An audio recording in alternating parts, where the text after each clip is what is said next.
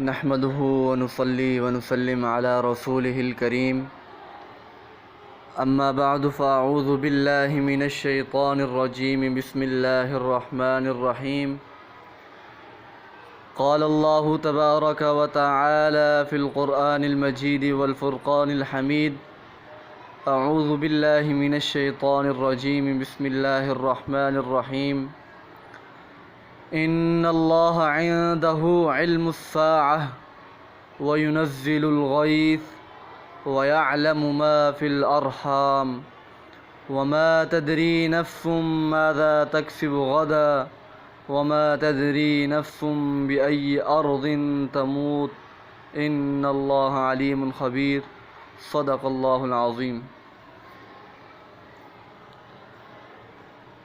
محترم سامعین، آج میں آپ حضرات کے سامنے جس موضوع کو لے کر حاضر ہوا ہوں وہ ہے مسئلہ علم غیب، کہ آپ صلی اللہ علیہ وسلم کو غیب کا علم تھا یا نہیں تھا، اگر تھا تو کتنا تھا، کلی تھا یا جزئی تھا۔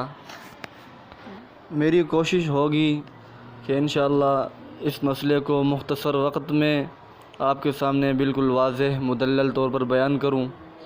اللہ رب العزت سے دعا ہے کہ اللہ رب العزت مجھے حق سچ بیان کرنے کی توفیق عطا فرمائے اور ہم سب کو اسے سمجھنے اور اس پر عمل کرنے کی بھی توفیق عطا فرمائے۔ سامعین محترم، اللہ تعالی نے اپنی ساری کی ساری مخلوق میں سے انبیاء علیہم الصلاۃ والتسلیمات کو منتخب فرمایا، پھر تمام انبیاء علیہم الصلاۃ والتسلیمات میں سے حضرت محمد صلی اللہ علیہ وسلم کو وہ خوبیاں عطا فرمائیں جو کسی اور کو نہیں دی، اور علم و حکمت میں سے بھی آپ صلی اللہ علیہ وسلم کو سب سے ممتاز فرمایا، مگر کلی علم غیب جو اللہ تعالیٰ کا خاصہ ہے اس میں آپ صلی اللہ علیہ وسلم کو شریک نہیں کیا گیا۔ قرآن مجید کی بھی متعدد آیات اس پر صراحتاً دلالت کرتی ہیں کہ آپ صلی اللہ علیہ وسلم کو کلی علم غیب نہ تھا، نہ ذاتی طور پر تھا اور نہ ہی عطائی طور پر۔ قرآن پاک میں خود اللہ رب العزت ارشاد فرماتے ہیں، قُلْ لَا أَقُولُ لَكُمْ عِنْدِي خَزَائِنُ اللَّهِ وَلَا أَعْلَمُ الْغَيْبَ وَلَا أَقُولُ لَكُمْ إِنِّي مَلَكٌ، کہ اے محمد صلی اللہ علیہ وسلم آپ کہہ دیجئے کہ نہ تو میں تم سے یہ کہتا ہوں کہ میرے پاس خدا تعالیٰ کے خزانے ہیں، اور نہ میں تمام غیبوں کو جانتا ہوں، اور نہ میں تم میں سے کہتا ہوں کہ میں فرشتہ ہوں۔ اس آیت مبارکہ میں اللہ رب العزت نے آپ صلی اللہ علیہ وسلم کو 3 باتوں کے اعلان کا حکم فرمایا۔ پہلی بات تو یہ ہے، اللہ تعالیٰ نے آپ صلی اللہ علیہ وسلم سے کہا کہ آپ یہ کہیں کہ میں تمام خزانوں کا مالک اور مختار نہیں۔ اس سے پہلا والا مسئلہ نکل گیا کہ آپ مختار کل نہیں، یعنی ہر چیز کا اختیار آپ صلی اللہ علیہ وسلم کو نہیں دیا گیا تھا۔ بعض لوگ کہتے ہیں نا کہ آپ صلی اللہ علیہ وسلم مختار کل تھے، تو یہ اس سے پہلا والا مسئلہ نکل گیا کہ آپ کو کلی اختیار نہیں تھا۔ نمبر 2، تمام غیبوں کو نہیں جانتا، اس سے دوسرا مسئلہ نکل گیا کہ کلی علم غیب آپ صلی اللہ علیہ وسلم کو نہیں دیا گیا تھا۔ تیسرے نمبر پر کہ میں فرشتہ نہیں ہوں، اس سے تیسرا مسئلہ نکل گیا۔ آپ صلی اللہ علیہ وسلم نے فرمایا کہ فرشتہ اور نور نہیں بلکہ کیا ہوں، میں بشر اور انسان ہوں۔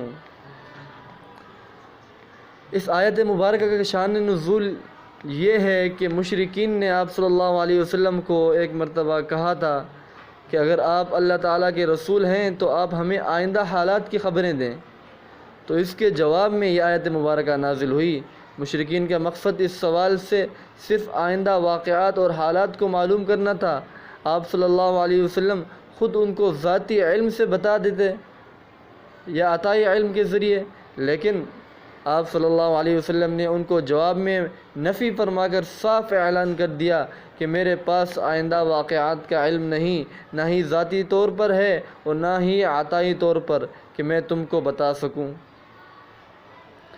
امام راضی رحمۃ اللہ علیہ لکھتے ہیں کہ کافر کہتے تھے کہ اگر تم اللہ تعالیٰ کے سچے رسول ہو تو تم ہمیں بتاؤ کہ آئندہ ہمیں کیا کیا فائدے اور کیا کیا نقصانات ہونے والے ہیں، تاکہ ہم ان فوائد کو حاصل کرنے اور ان تکالیف سے بچنے کے لیے تیار ہو جائیں۔ تو اللہ تعالیٰ نے فرمایا کہ آپ صلی اللہ علیہ وسلم ان سے کہہ دیں کہ میں غیب کو نہیں جانتا، بس تم اس قسم کے مطالبات مجھ سے کیوں کرتے ہو؟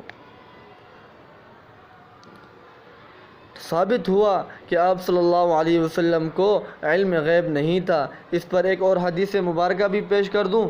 حضرت ابن عمر رضی اللہ تعالیٰ عنہ سے روایت ہے کہ رسول اللہ صلی اللہ علیہ وسلم نے فرمایا مفاتیح الغیب، یعنی کہ غیب کے خزانے 5 ہیں جن کو اللہ تعالیٰ کے سوا کوئی نہیں جانتا۔ جیسے کہ میں نے موضوع کے شروع میں آیت پڑھی ان اللہ عنده علم الساعہ، یہ اسی کے متعلق ہے۔ حضرت ابن عمر رضی اللہ تعالیٰ عنہ فرما رہے ہیں کہ غیب کے خزانے کتنے ہیں؟ 5 ہیں جن کو اللہ تعالیٰ کے سوا کوئی نہیں جانتا، کوئی نہیں جانتا۔ نمبر 1، اللہ کے سوا کسی کو معلوم نہیں کہ کل کیا ہوگا۔ نمبر 2، اللہ کے سوا کسی کو معلوم نہیں کہ ارحام میں کیا ہے، یعنی پیٹ میں کیا ہے، ماؤں کے پیٹ میں کیا ہے، بچہ ہے، بچی ہے، کیا ہے، اللہ کے سوا کوئی کسی کو معلوم نہیں۔ نمبر 3، اللہ کے سوا کوئی نہیں جانتا کہ بارش کب آئے گی۔ آج کل آپ دیکھتے ہوں گے کہ موسمیات والے وہ آرڈر جاری کرتے ہیں کہ اس دن بارش ہوگی، اس دن بارش ہوگی، لیکن وہ ایک اندازے سے بتاتے ہیں، کوئی ان کو پکا نہیں ہوتا، پکی ٹکی بات وہ نہیں کرتے، صرف اندازہ لگاتے ہیں، حالات کو معلوم کر کے ایک آئیڈیا لگاتے ہیں۔ نمبر 4، کسی جاندار کو معلوم نہیں کہ وہ کہاں مرے گا، کب مرے گا۔ نمبر 5، اللہ کے سوا کسی کو معلوم نہیں کہ قیامت کب آئے گی۔ صحیح بخاری کے اندر ابن عمر رضی اللہ تعالیٰ عنہ کی یہ روایت موجود ہے۔ اس حدیث سے بھی معلوم ہوا کہ ان 5 علوم کے جاننے میں اللہ تعالیٰ منفرد ہیں اور اس کے سوا ان چیزوں کا علم کسی اور کو نہیں ہے۔ میرے عزیز دوستو، امام زجاج رحمۃ اللہ علیہ بھی فرماتے ہیں کہ جس نے دعویٰ کیا کہ وہ ان امور 5 میں سے کسی ایک کو بھی جانتا ہے تو اس نے قرآن کا انکار کیا۔ حضرت عائشہ صدیقہ رضی اللہ تعالی عنہ کا مذہب بھی بیان کرتا چلوں۔ حضرت عائشہ صدیقہ رضی اللہ تعالی عنہ فرماتی ہیں کہ جس نے آپ صلی اللہ علیہ وسلم کے سامنے یہ بیان کیا کہ آپ صلی اللہ علیہ وسلم کل کی بات جانتے ہیں، اس نے جھوٹ کہا۔ اس کے بعد یہ آیت پڑھی جس کا ترجمہ یہ ہے اور کسی نفس کو علم نہیں کہ وہ کل کیا کرے گا۔ میرے عزیز دوستو، فائدے کے طور پر ایک بات میں یہ کہتا چلوں کہ ام المؤمنین حضرت عائشہ صدیقہ رضی اللہ تعالیٰ عنہ کا بار بار پڑھیے اور عقل و دانش سے کام لیجئے، انصاف سے فیصلہ کیجئے۔ خصوصاً ان کی 2 باتوں کی طرف انتہائی توجہ کی ضرورت ہے۔ ایک یہ کہ حضرت عائشہ رضی اللہ تعالیٰ عنہ کے دل میں رسول اکرم صلی اللہ علیہ وسلم کی اور عشق تھا، کیا کسی آج کے بناوٹی عاشق کے دل میں ہو سکتا ہے؟ باوجود کمال محبت کے آپ صلی اللہ علیہ وسلم کے عالم الغیب ہونے کا انکار کرتی ہیں۔ اگر یہ انکار گستاخی ہوتا تو آپ صلی اللہ علیہ وسلم کی شان کے خلاف ہوتا، جیسا کہ آج کل بعض نام و نہاد مولویوں نے یہ پروپیگنڈا شروع کیا ہوا ہے کہ فلاں انکار علم غیب کی وجہ سے گستاخ رسول ہے۔ تو حضرت عائشہ صدیقہ رضی اللہ تعالی عنہ کبھی انکار نہ کرتی، ان کے انکار نے تو واضح کر دیا کہ آپ صلی اللہ علیہ وسلم کے لیے کل علم غیب ثابت کرنا گستاخی ہے۔ میرے عزیز دوستو، قرآنی آیات، احادیث مبارکہ، صحابہ کرام کے اقوال اور فقہاء کرام کے بھی اقوال، ان سب سے یہی ثابت ہوتا ہے کہ آپ صلی اللہ علیہ وسلم کے لیے کل علم غیب ثابت کرنا گستاخی ہے۔ وما علینا الا البلاغ۔